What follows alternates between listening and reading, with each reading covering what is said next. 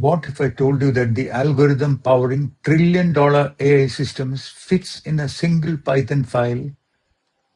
No GPUs, not even PyTorch, no billion parameter magic, just 243 lines. For years, GPT models felt like sacred artifacts, locked inside data centers, guarded by billion-dollar infrastructure. But Andrej Karpathy just did something radical. I hope you have been following all his past work. He took the black box and made it readable. That is the most significant thing. So every student of AI can now see actually what is happening inside. This MicroGPT, and once you understand it, you can never look at AI the same way again. The illusion of magic, LLM feels magical. They write essays, they generate code, they hallucinate facts, they simulate intelligence. But here is the uncomfortable truth. They don't think, they don't reason, they don't understand. They predict, that is it. And Karpathy decided to prove that prediction isn't magic, it's math. So 243 lines that changed everything. MicroGPT is a single Python file. Today I will show you the file and we will also run it.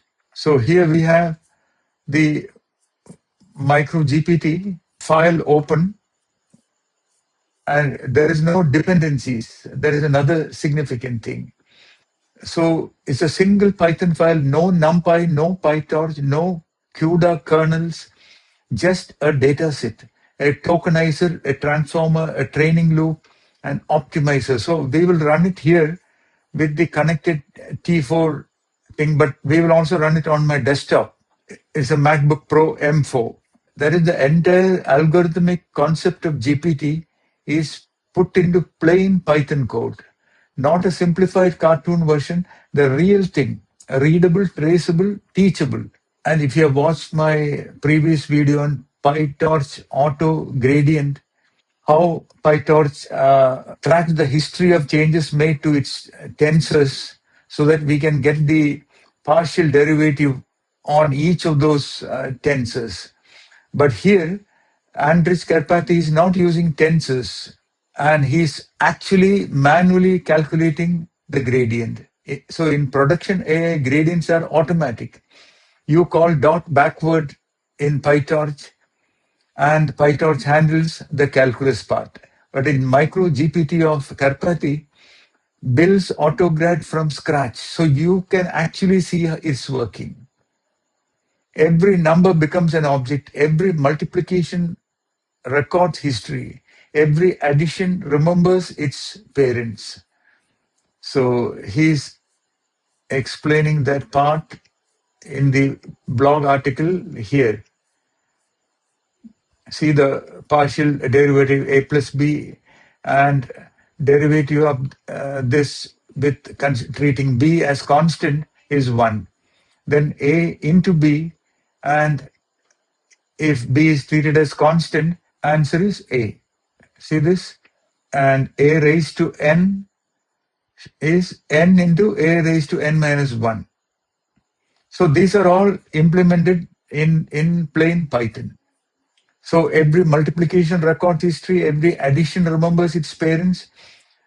Then when the model makes a mistake, it walks back through the graph, adjusting every weight. You are literally watching calculus happen. This is not AI magic. It is Lego set for derivatives. Then comes attention, queries, keys, values for each character. And here, remember, token is a single character. Each character looks backward and asks, which previous character matter? The math is same math inside GPT-4.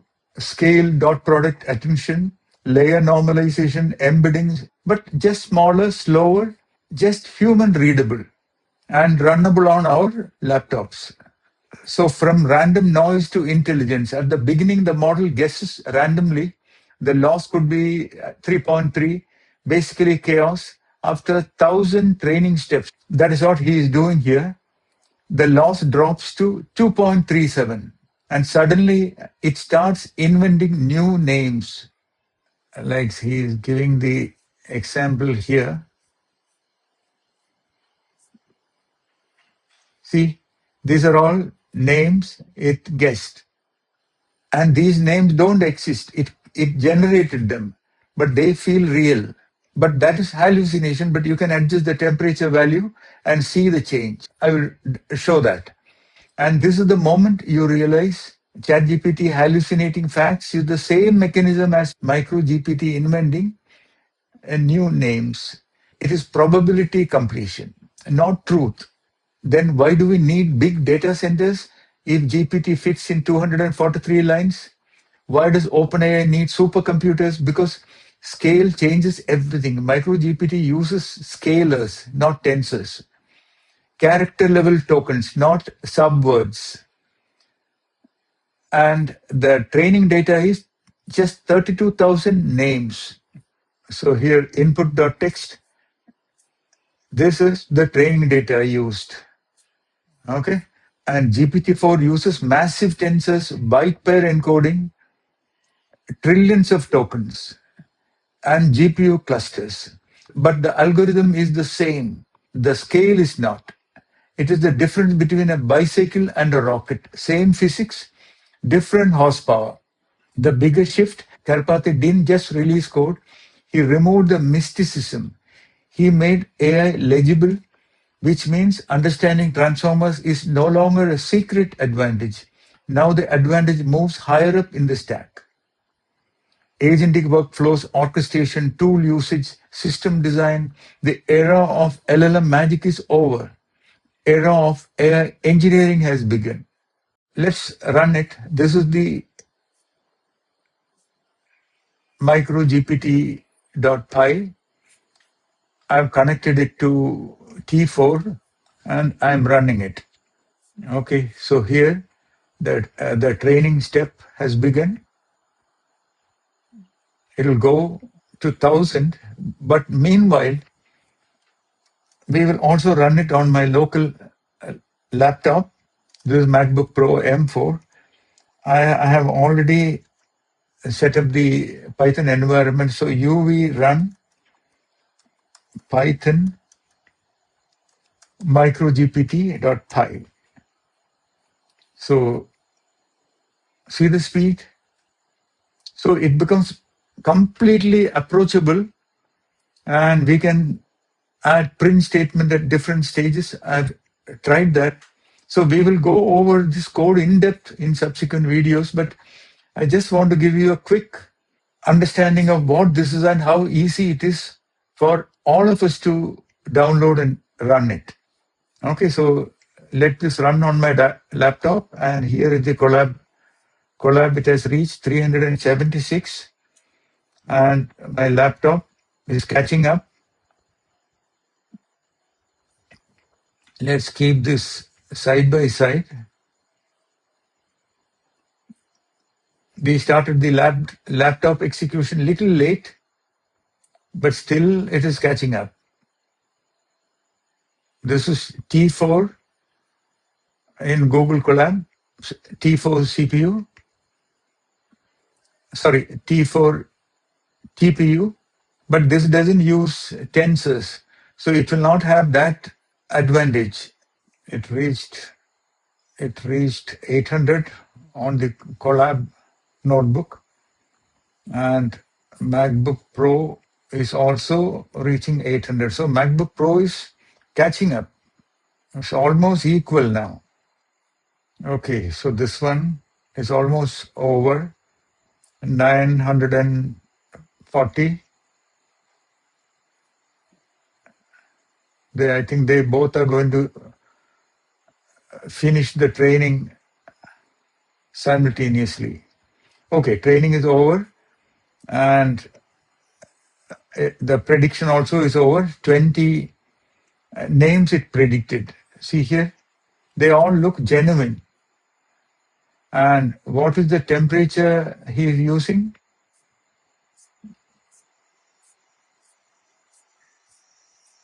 In this prediction, he is using 0.5 temperature. So let's copy that section and change the temperature to 0.01. and see what happens. See here, the variation has ended and it is predicting a single token now. It is predicting a single word always. And let's increase the temperature to 0.9 and execute. And you see a completely different set of predictions. That is a complete hallucination. So that is it for this quick demo. Please go through this code and we will analyze every section and understand how each transformer block is actually implemented in simple Python. So let's give kudos to Andrej Karpathy and we wish him all the success and continued contribution in this field. So that is the real takeaway. GPT isn't alive. It isn't sentient. It isn't conscious. It is inputs, gradients, attention, and a loop. That is it. And the moment you understand that, you stop being intimidated by AI. You start building it. So I request all of you to try this out yourself and take your own time to go through the code. I will provide the links in the description because the future of AI belongs to not those who worship it, but to those who understand it. And this is where the magic disappears and engineering begins. If you found this video useful, please remember to like, share, and give your valuable comments. See you in the next one. Bye-bye. Future belongs to those who learn fast. Mentor Expert gives you personalized, expert-driven support in AI, automation, and modern tech. Upgrade your skills instantly.